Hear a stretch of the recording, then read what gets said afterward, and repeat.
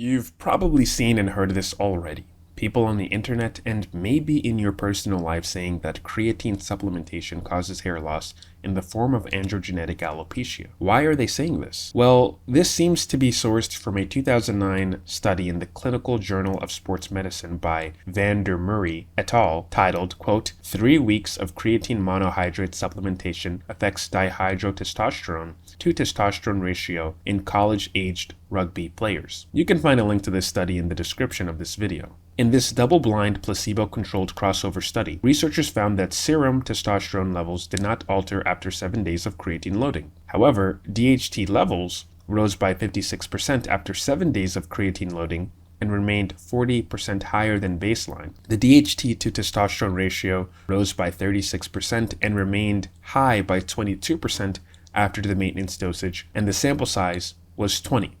So we know that androgenetic alopecia is caused when scalp hair follicles come in contact with DHT. DHT binds to the androgen receptors in the scalp and triggers the hair follicles to miniaturize and eventually die in individuals with the genetics that cause them to be susceptible to androgenetic alopecia or male pattern baldness. One of the reasons why finasteride and even dutasteride is taken is so that the type 1 5-alpha reductase enzyme is inhibited. This enzyme converts testosterone to DHT, and if there's less of this enzymatic activity, there will be less DHT in the system. So we know that less DHT is better for scalp hair follicles of individuals with androgenetic alopecia. So if creatine supplementation causes DHT levels to rise, then it indirectly may cause androgenetic alopecia. And well, ta-da! Now we have people refusing to use creatine for the reasons of it indirectly contributing to male pattern baldness. Well, this Vander Murray study has a lot of issues.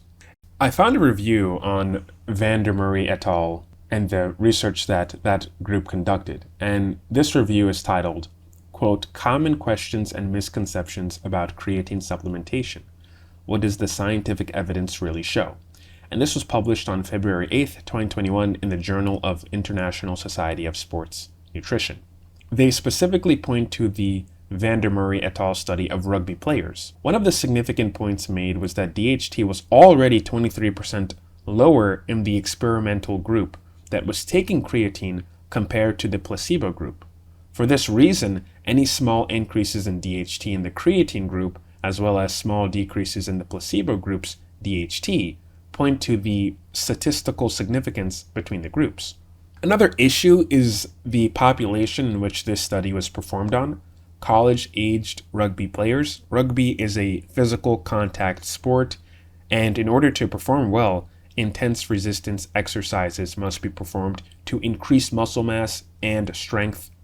Well, intense resistance exercises itself has been shown to impact androgenic hormone profiles. The Vander Murray et al. 2009 study, the one about college-aged rugby players taking creatine, failed to measure free testosterone levels at any point in the research. And this is important because free testosterone is converted into DHT by 5-alpha reductase enzymatic activity. It seems odd that this would be left out because if Vander Murray et al. Measured baseline free testosterone levels and saw that there was an increase or a decrease at some point, and DHT levels were rising, it would lend credence to the notion that creatine supplementation, at the very least, contributes to the increase of DHT. So in general, this study just has a lot of inconsistencies. In my experience, I've been on creatine for about 2 months now since I left Twitch HQ for my internship in San Francisco. I haven't noticed any hair loss. However, I have noticed that my bench reps have increased. I was able to do 275 for 5 sets of 5 repetitions. Recently, I hit 275 for only 3 sets of 5 repetitions, so I had to deload to 245 pounds, but I could only do 4 sets of 5 repetitions, so I'm likely overtraining at this point and will need to take some days to recover. But again, this is a noticeable improvement for me, especially with my max now in the 300-pound zone. So if you're worried about creatine making you bald, the current scientific evidence does not show that it will. If you are worried about balding already because you're balding, check with your dermatologist and your doctor if finasteride is right for you. Obviously, you should be avoiding things that boost your testosterone to ungodly levels to the point of finasteride not working. And yes, this means don't take fucking steroids.